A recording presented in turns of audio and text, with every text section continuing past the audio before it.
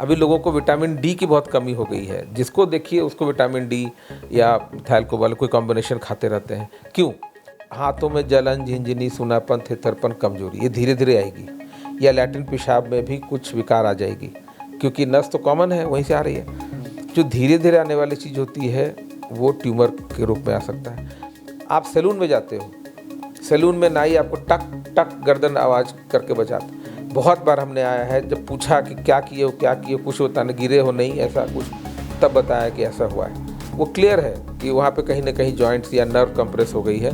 बहुत बार पैरालाइज भी लोगों को हुआ है। तो ठंड का मौसम शुरू हो गया है और ऐसे में खासकर बुजुर्गों को कभी गर्दन में दर्द होना शुरू हो जाता है, कभी पीठ में दर्द होना शुरू हो जाता है और महिलाएं भी परेशान रहती हैं अपनी कमर दर्द, पीठ दर्द को लेकर।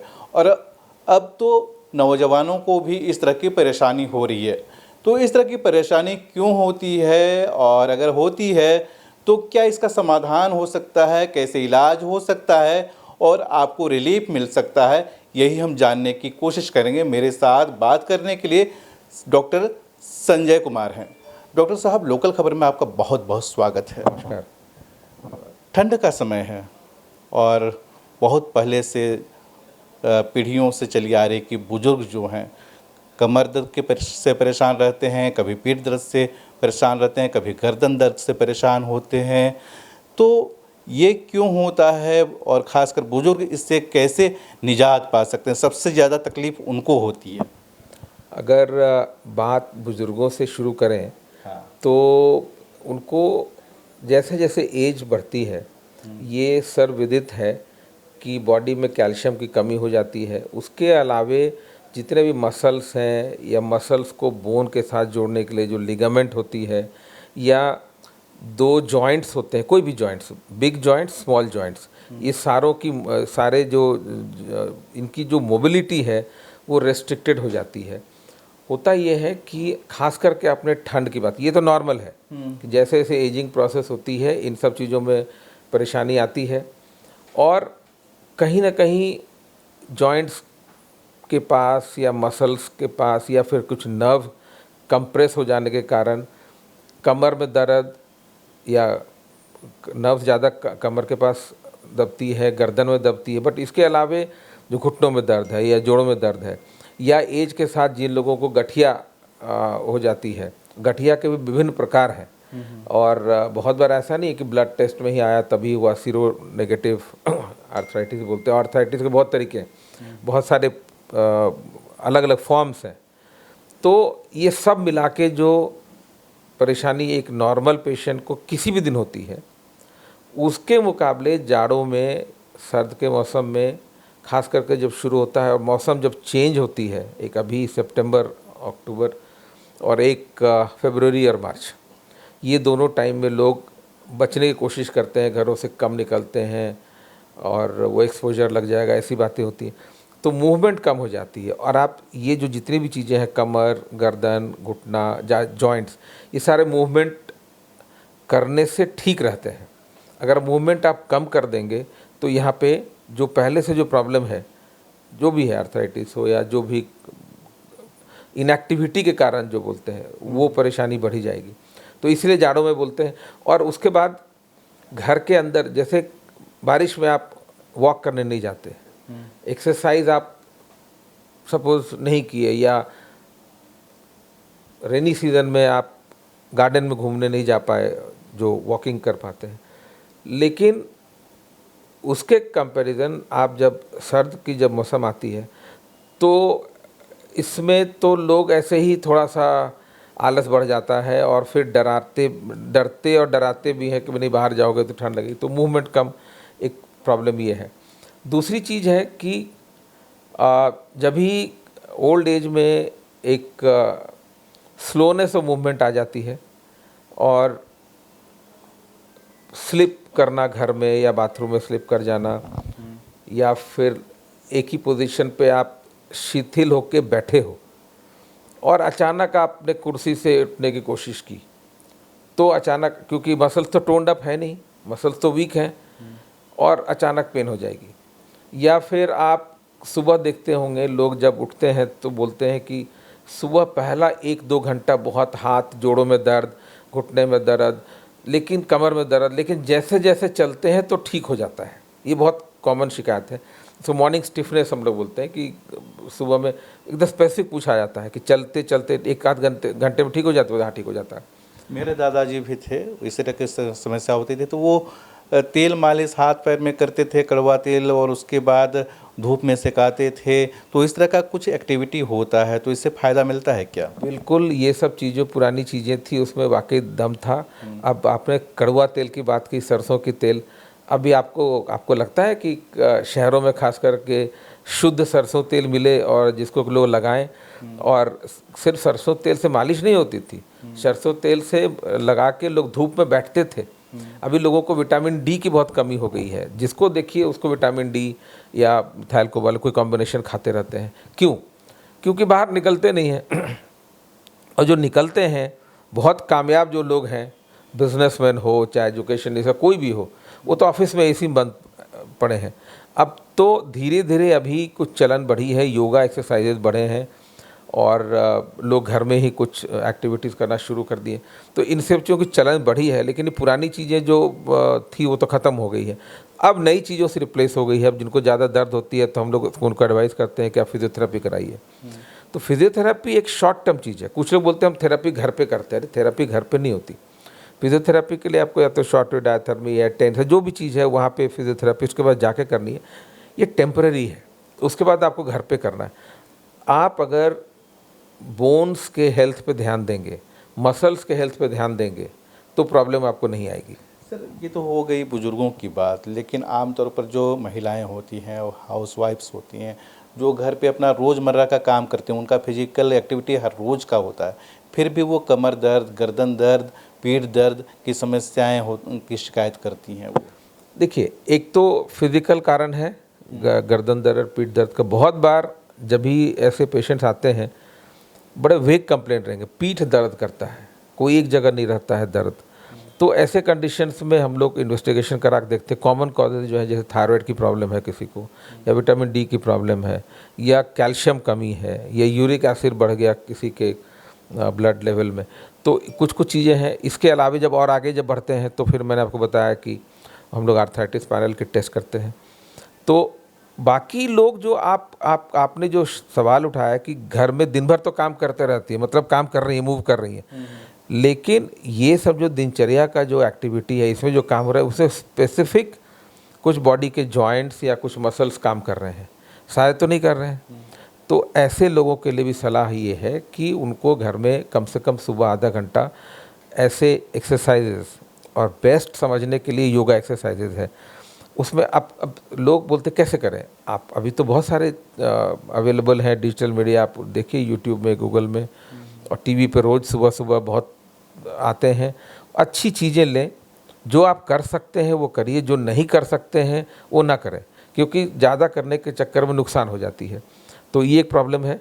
और जो एक्टिविटी जो आपने कहा ना कि आपको जैसे कैलोरी बर्न करना है, आप फ़ोन अगर करते हैं तो आप चलते चलते बात करें, वरांडा में बात करें, तो कुछ तो स्टेप्स कर रहे हैं। Something is better than nothing. और घर जैसे ओवर वेट होना, घर में ही रहना दिन भर और बाहर नहीं निकल पाना, ओवर वेट का एक कारण तो है। जो लोग बाहर निकलते हैं अपनी कैलोरीज बर्न तो कर रहे हैं। अब जैसे आप लोगों को हमने सलाह दिया है कि जैसे आप अपार्टमेंट से रहते हैं, तब 2-3 सीढ़ी तो चढ़ लें, उतर तो लें, कुछ तो आपके बोन्स मसल्स एक्टिव हो जाएंगे। तो 1-2 सीढ़ी भी अगर नहीं चढ़ेंगे तो ये आलसपन हटाना होगा।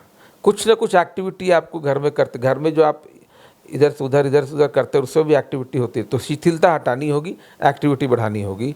ये घर में जो लोग हैं, और ख़ास करके घर में अगर महिलाएं हैं या जो बुजुर्ग लोग हैं, उनको डायबिटीज़ है, ब्लड प्रेशर है, जिनको हम कोमॉर्बिडिटीज़ बोलते हैं, अगर इन सब चीज़ों की बीमारी है तो उनको कंट्रोल में रखना ज़रूरी है, प्लस एक्टिविटी। आपने देखा होगा कुछ 40 साल के लोग ही बहुत रोगों से ग्रसित हो जाते हैं, और कुछ लोग 90 साल में भी कितने बढ़िया दिखते हैं। क्यों? क्योंकि उनकी एक्टिविटी पे आप ध्यान दीजिए। जैसे जैसे लोग बोलते हैं ना कि उम्र बढ़ती है तो खान पान कम हो जाती है, बिकॉज आपकी रिक्वायरमेंट, आपकी मूवमेंट कम है, बॉडी की रिक्वायरमेंट्स कम है। एक जिम जाने वाले व्यक्ति को जितनी कैलोरीज चाहिए उतना कैलोरीज तो एक 60 ईयर्स घर में बैठा हुआ आदमी को तो नहीं चाहिए। तो ये मैच करनी पड़ेगी। और ये सबसे इम्पॉर्टेंट है, ये खान पान का बैलेंस डाइट, ये बहुत ही ज़रूरी चीज़ है। इसको अगर मेंटेन करेंगे तो शायद बहुत सारी प्रॉब्लम की समाधान घर में निकल जाएगी। एक अपना कलीग है जो करीब 30 साल के आसपास होगा, वो अब कहता है कि भैया ठंड का दिन आ गया, अब लगता है हमको कमर दर्द होगा, परेशान रहता है। कल भी वो मिला था तो काफ़ी परेशान था, चेहरा से एक्सप्रेशंस लग रहा था कि परेशानी है। तो नौजवानों में ये समस्या क्यों आ रही है सर? नौजवानों में समस्या इसलिए आ रही है कि आपने आप अपने आसपास देखिए, आपके दोस्तों को देखिए, शिथिलता, ऑफिस गए, एक टेबल पे सुबह से शाम बैठे, लोगों में गर्दन की समस्या ज़्यादा है जिसे सर्वाइकल स्पॉन्डिलाइटिस कहते हैं, या कमर के दर्द को लंबर स्पॉन्डिलाइटिस कहते हैं। अब एक ही पोजीशन पे आप रहेंगे तो फिर मुश्किल है। ऑफिस में आप 1 घंटे मुड़ जाइए, थोड़ा एक चक्कर लगा लीजिए, पैर की जो मसल्स हैं घुटने के नीचे, काफ मसल्स, उसमें भी आप बैठे बैठे डीप वेन थ्रोम्बोसिस हो जाती है। लोग बोलते हैं ना, हवाई जहाज में लंबे सफ़र करते हैं तो थोड़ा बीच में टहल लीजिए, यही कारण यहाँ भी है। दूसरा है कि हमने देखा है कि यंग लोगों में मोबाइल की प्रचलन बहुत ज़्यादा है। तो एक पर्टिकुलर पोजीशन में घर में कंधे को टिका के, पीठ को टिका के, गर्दन को टेढ़ा करके घंटों मोबाइल में लगे हैं। तो मोबाइल का दोष नहीं है, मोबाइल ने पूरे बॉडी को एक फिक्स कर रखा है कि इस पोजीशन से हिलना मत, एक्टिविटी ख़त्म हो गई वहाँ पे। और रॉन्ग पोस्चर, तो ऑफिस में भी जो चेयर आप बैठते हैं उसकी चेयर की जो लंबर सपोर्ट वाली चेयर होती है वो लेनी चाहिए। आपने देखा होगा दुकानों में अब लोग बोलते हैं ये लंबर चेयर है, अभी तो गर्दन के लिए पिलो आती है, सर्वाइकल पिलो है। तो ये सब बेसिकली एक बॉडी के कर्वेचर को मेंटेन करने के लिए ऐसे चीज़ें बनाई गई मार्केट में, और उसको लोग ऑर्थो पिलर, ऑर्थो मैट्रेस ऐसे करके, तो ये सब एक मार्केटिंग गिमिक्स है। अदरवाइज़ आप नॉर्मल पोस्चर मेंटेन करते हैं तो कोई प्रॉब्लम नहीं है। दूसरा है कि जिन लोगों को सच में सर्वाइकल स्पॉन्डिलाइटिस है, एमआरआई में है, गर्दन में हड्डियां बढ़ गई हैं, उनको हम लोग एडवाइस करते हैं ऑफिस में आप इंक्लाइंड बोर्ड रख लीजिए, और उसको आप तो नेक आप ऐसा, अदरवाइज आप ऐसे करके रखते हैं और ऐसे करेंगे तो ये नॉर्मल पोजीशन है। सबसे ज़्यादा सर्वाइकल स्पॉन्डिलाइटिस या गर्दन दर्द या कमर दर्द, यही दो होता है। बीच का पीठ दर्द क्यों नहीं होता? क्योंकि ये केज की तरह है बीच वाला। गर्दन सबसे ज़्यादा हिलाते हैं हम, ऊपर नीचे दायां बायां, और कमर सबसे ज़्यादा इस्तेमाल। तो जो चीज़, मशीन का जो पार्ट सबसे ज़्यादा मूव करेगा, डैमेज भी तो उसी का होगा। तो ये वो मशीन है, गर्दन और कमर, ये 2 जगह हैं। ज़्यादा मूवमेंट कारण वियर एंड टीयर जिसको बोलते हैं, तो यहीं पे लोग बोलते हैं हड्डी बढ़ गई या नस दब गई। हड्डी बढ़ने से नस दबती है, या वहाँ पे लिगामेंट्स होते हैं उससे नस दबती है। जब एक नॉर्मल व्यक्ति होता है, उसकी जो स्पाइन की आप अलाइनमेंट देखेंगे तो वो फिक्स है। अब उस स्पाइन को जितना दुरुपयोग या स्पाइन के ऊपर जितना अत्याचार हम करेंगे तो वो तो रिजल्ट वापस हमको देगा ना, हमको तंग करेगा, ये दर्द के रूप में वो वापस आता है करके। और एक चीज़ मैं खास करके और बताना चाहता हूँ कि जो सब कुछ का तो एक ही है, movement of your muscles and the joints, लेकिन ऑफिस में जो लोग कंटिन्यूस बैठे रहते हैं, या आपने देखा होगा कि वो भी कुछ लोग, आपने सुना होगा कि मैं सीढ़ियों का इस्तेमाल करता हूँ, लिफ्ट का नहीं, 2-3 सीढ़ी तो चढ़ ही सकते हैं। सो बेसिकली आप जब काम पे नहीं होते हैं, जब रिलैक्स कर रहे होते हैं, तो ये भी एक तरीका आपका हो सकता है कि आप चलते चलते भी अपने हेल्थ का केयर कर सकते हैं। अपार्ट फ्रॉम नॉर्मल कि हम तैयार होकर जूते पहन के जा रहे हैं मॉर्निंग वॉक के, इसके अलावा आप घर में भी 3 एक्टिविटीज़ आप कर सकते हैं। यानी कि जितना भी तकलीफ़ हो, चाहे तो आज के युवाओं को हो, महिलाओं को हो, या फिर बुजुर्गों को, इस ठंडे के दिन में अगर किसी तरह के शारीरिक परेशानी होती है, कहीं दर्द होता है, तो फिजिकल एक्टिविटी से ही दुरुस्त हो सकता है। फिर भी लोगों को आराम न मिले, तो इसका डॉक्टरी इलाज क्या है? एक तो जितनी बातें हमने अभी आपने जो पूछा और हमने जो बताया कि ऐसा क्यों होता है, और आम धारणा ये है बहुत बार, अब गांव में लोग आते बोलते चोरनी घुस गया, पीठ में घुस गया, उसको झाड़ फूँक करवा दी। अब ठीक है, एजुकेशन बढ़ रही है, ऐसी शिकायतें या ऐसा प्रेजेंटिंग कंप्लेंट कम आती है, लेकिन उनके मन में तो ऐसा बैठा है। तो मेजॉरिटी पेन, 90% से ज़्यादा पेन अपने आप सबसाइड कर जाता है। आपको एक आध पेन किलर लेनी पड़ेगी, आपको कुछ मसल रिलैक्सेंट हो सकता है लेना पड़े। बुजुर्गों में खास करके हम लोग कुछ दवाइयों का सेवन करने से मना करते हैं। बहुत सारे लोगों को स्टेंट लगा है, कार्डियक प्रॉब्लम है, खून पतला करने की दवा खाते हैं, इकोस्प्रिन, क्लोप्रोडोग्रेल, ऐसे दवाइयों के साथ कुछ ऐसे पेन किलर्स वर्जित होती है कि उनसे ब्लीडिंग टेंडेंसी बढ़ जाती है। तो अगर किसी को लेना भी है दवाई तो डॉक्टरी सलाह से लें। कुछ लोग जाते हैं और दवा दुकान वाले दर्द का दवा दे दो, वो दे देता है। वो थोड़ी हिस्ट्री पूछ रहा है कि आप खून पतला करने का दवा खाते हैं या आपको कौन कौन दवाइयों से एलर्जी है। तो ये कॉमन दवाइयाँ, आप किसी को कुछ समझ में नहीं आए तो कम से कम पैरासीटामोल सबसे सेफेस्ट पेन किलर है, वो आप ले सकते हैं। अगर साथ में एसिडिटी होती है तो एसिडिटी की दवाइयाँ ले सकते हैं, ये तो कॉमन है। इसके अलावा घर में आप हॉट वाटर बैग यूज़ कर सकते हैं। बहुत बार हम लोग सलाह देते हैं, अब गाँव में फिजियोथेरेपी है ही नहीं तो क्या करें, तो हम बोलते हैं वो जो कपड़े प्रेस करने का जो इस्त्री बोलते हो उसको गर्म कर लो और टॉवल को गर्म कर लो और वहाँ पे सेकाई कर लो। At least something is better than nothing. Otherwise हम जो फिजियोथेरेपी करते हैं उसमें कुछ जो वेव्स होते हैं जो स्किन को पेनिट्रेट करके वहाँ पे जाता है जहाँ से दर्द पैदा हो रहा है, जो पेन जनरेटिंग स्पॉट है, या तो जॉइंट, दो जॉइंट के बीच हो या मसल्स और जॉइंट के बीच हो या मसल्स और बोन या डिस्क हो। तो सब आपने कॉमन सुना होगा बहुत बार कि स्लिप डिस्क हो गया या साइटिका हो गया। अब ये बड़ा कौतूहल का विषय कि ये है क्या। साइटिका एक लक्षण ही है, मतलब अब बुखार कोई डायग्नोसिस तो नहीं है, सर्दी खांसी है, ये कोई बीमारी तो नहीं, ये लक्षण है। अंदर वायरल होगा, बैक्टीरियल होगा, कुछ भी होगा।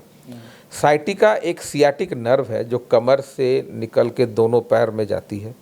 उस सियाटिक नर्व के अलोंग अगर पेन होता हो तो उसको साइटिका कहते हैं। सियाटिका इंग्लिश में वर्ड है, अब हिंदी में उसको साइटिका आम भाषा में प्रचलन हो गया। तो ये कहीं ना कहीं नस दब रही है।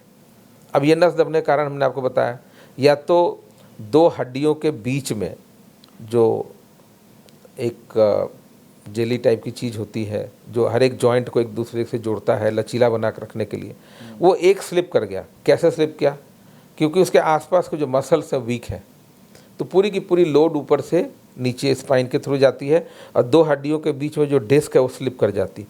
जैसे ही स्लिप किया तो जो दाहिने साइड और बाएं साइड जाने वाले जो नर्व है, किसी एक नर्व को दबाएगा, उसके हिसाब से किसी को कमर में, किसी को ठीक कमर के पीछे, किसी को जांघ के ऊपर, किसी को जांघ में, किसी को घुटने के नीचे, किसी को पैरों में, किसी को तलवे के साइड में, किसी को उंगलियों में।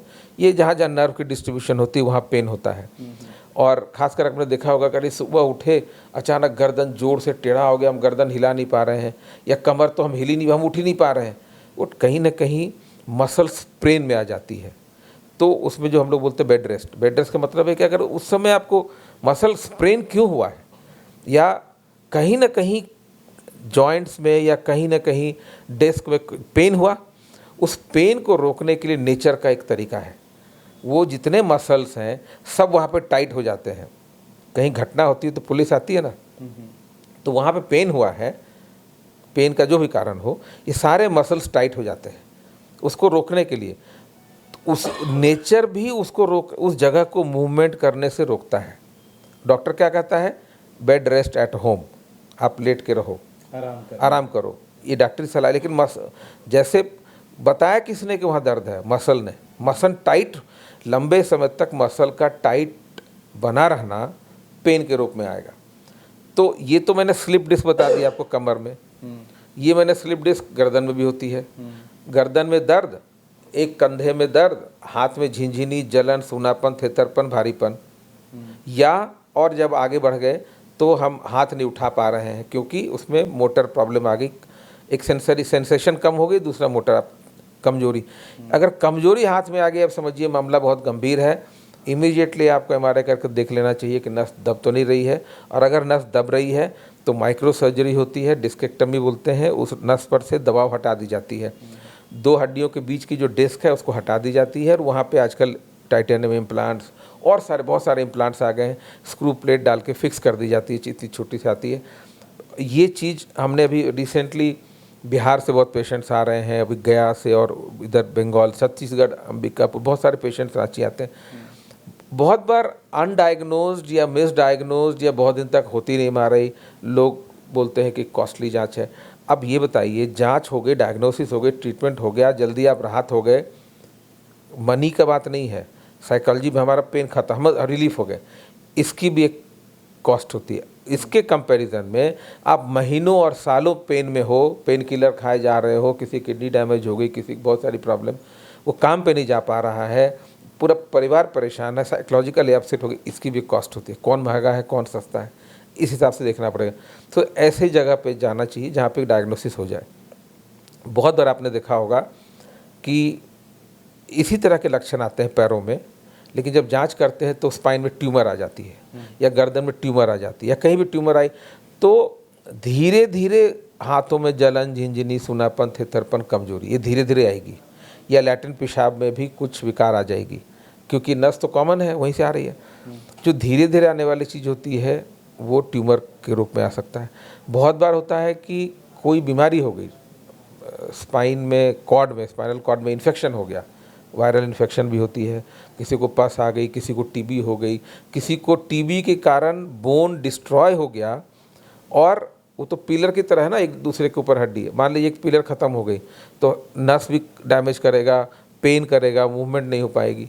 बुजुर्गों में एक चीज़, जैसे ट्रॉमा हुआ, चोट लगने के कारण हड्डियाँ टूट गई। दूसरा एक कारण है कि जैसे हड्डी है, हड्डी में कैल्शियम की कमी हो गई तो हड्डी ऐसे बैठ जाता है, उसको ऑस्टियोपोरोसिस बोलते हैं, ऑस्टियोपिनिया बोलते हैं।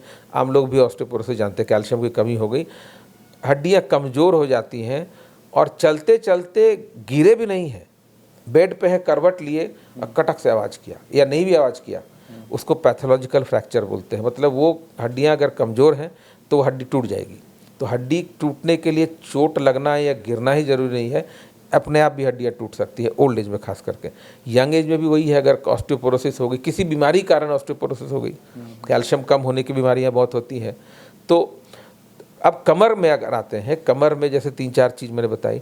स्लिप डिस्क सबसे कॉमन है, कमर दर्द, आपने भारी वजन उठाया, ऐसा दर्द हो गया, ये अचानक जो हुआ, आप तुरंत दिखाएं। 90% इस तरह के कमर दर्द अपने आप रिलीफ हो जाते हैं। Pain killers, muscle relaxant, bed rest, physiotherapy, इतनी काम करने से हो जाती है। सही जगह फिजियोथेरेपी कराने जाएं। नीम हकीम से वो क्या नस सेट करवाते हैं, ऐसे बोलते लोग, और डैमेज हो जाता है। गर्दन में मसाज कराते हैं, मसाज कराने से, मसाज के पहले ठीक थे, दर्द हुआ, मसाज कराने गए, वहाँ तक ठीक थे, मसाज कराने के बाद हाथ पैर कमज़ोर हो गया, अब ये समस्या हो जाती है। आप सैलून में जाते हो, सैलून में नाई आपको टक टक गर्दन आवाज़ करके बजाता। बहुत बार हमने आया है, जब पूछा कि क्या किए हो, क्या किए हो, कुछ बताने, गिरे हो नहीं, ऐसा कुछ, तब बताया कि ऐसा हुआ है। वो क्लियर है कि वहाँ पे कहीं ना कहीं जॉइंट्स या नर्व कंप्रेस हो गई है। बहुत बार पैरालाइज भी लोगों को हुआ है। तो आप सब कुछ कराइए, मालिश, मसाज सब कर बैठिए। टक टक जो आवाज़ करते गर्दन, वो लोग बोलते हैं कि हम गर्दन आपका तोड़ देते हैं, सच में गर्दन टूट जाती है, फिर हम लोग को परेशानी होती है। वो एक बार नर्व डैमेज हो गई, नर्व के अंदर इंटरनल डैमेज हो गई, ब्लीडिंग हो गई, हेमाटोमा कंटिन्यू, वो वापस नहीं आता। दुनिया में कोई मैकेनिज्म अभी तक नहीं है, इसलिए इन सब चीज़ों में प्रिकॉशन बहुत ज़रूरी है। कमर दर्द में जो सबसे कॉमन हमने बताया आपको, स्लिप डिस्क या साइटिका। तो शुरू में तो इन सब चीज़ों से आराम अगर नहीं हुआ या हो गया, फिर 3 महीने बाद दर्द आ गई, फिर ठीक हो गए, फिर 3 महीने बाद दर्द आ गई। कुछ लोग जिम जाते हैं, यंग लोग जिम जा रहे हैं, जिम में हमेशा कहा पहले वार्म अप करो, फिर एक एक स्टेप बाय। अगर मसल्स आपके टोन्ड अप नहीं है, तैयार नहीं है, और आपने वेट उठा ली, अचानक स्लिप डिस्क हो जाती है। इन सारे चीज़ों में बहुत बार लोग आते हैं कि सर एक्सरे में नस दब रहा है। एक्सरे में नस नहीं दबती, एक्सरे में हड्डी दिखती है। नस दबती है एमआरआई में दिखती है। तो अगर नस दब रही है, अब नस दबने में भी 90% नस हल्का दबा हुआ हो तो उसमें ऑपरेशन की ज़रूरत नहीं पड़ती है, लेकिन 10% ऐसे होते हैं जो बहुत दबा हुआ है, बहुत तकलीफ़ है, पेशेंट चल फिर नहीं पा रहा है, उसको सर्जरी की ज़रूरत पड़ती है।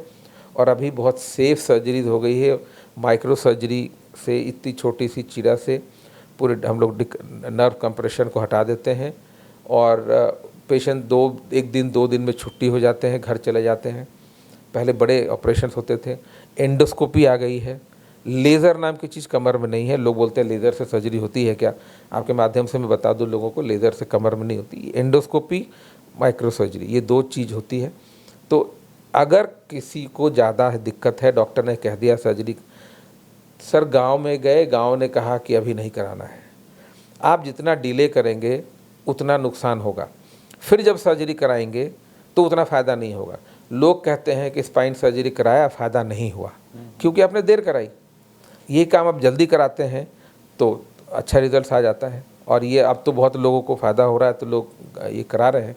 जल्दी करानी चाहिए। मैं एक छोटी एग्जांपल देता हूँ आपको। आपने किसी के गर्दन को दबाया और तुरंत छोड़ दिया 10 सेकंड 15 सेकंड में, तो क्या करेगा कोई मरीज़? सांस लेगा, खांसी करेगा। लेकिन किसी के गर्दन को आपने 3 4 5 मिनट दबा दिया और कोई आके आपको बोला ये क्या कर रहे हो, हटाओ, तो आपने छोड़ दिया, लेकिन वो तो मरीज़ मर गया, तो उसकी डेथ हो गई।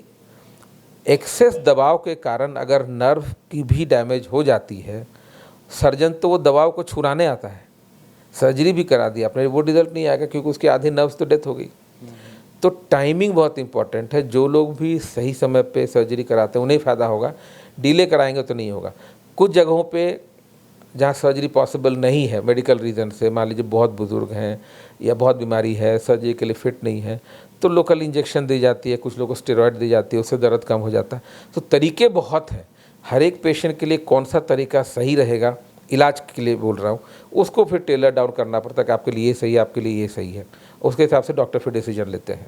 इसमें ऐसे कुल मिलाकर यही है कि अगर लोग लापरवाही करते हैं, किसी भी तरह के दर्द को नज़रअंदाज करते हैं, तो आने वाले समय में भारी पड़ सकता है। सर, इतना ज़रूरी जानकारी लोगों के लिए आपने दिया, बहुत बहुत आपका धन्यवाद। ये हमारे साथ बात कर रहे थे डॉक्टर संजय कुमार, ये न्यूरो सर्जन हैं और काफ़ी अच्छी जानकारी दी, और डायरेक्टर हैं पारस HEC हॉस्पिटल के। अगर इनसे कुछ सवाल आपका रहा तो निश्चित रूप से कमेंट करके हमें बताएं। अगली बार जब इनसे बात करेंगे तो आपके सवालों को भी इनके सामने रखेंगे और इनसे बात करेंगे। हर अपडेट आप तक पहुंचाएंगे। जुड़े रहिए लोकल खबर के साथ।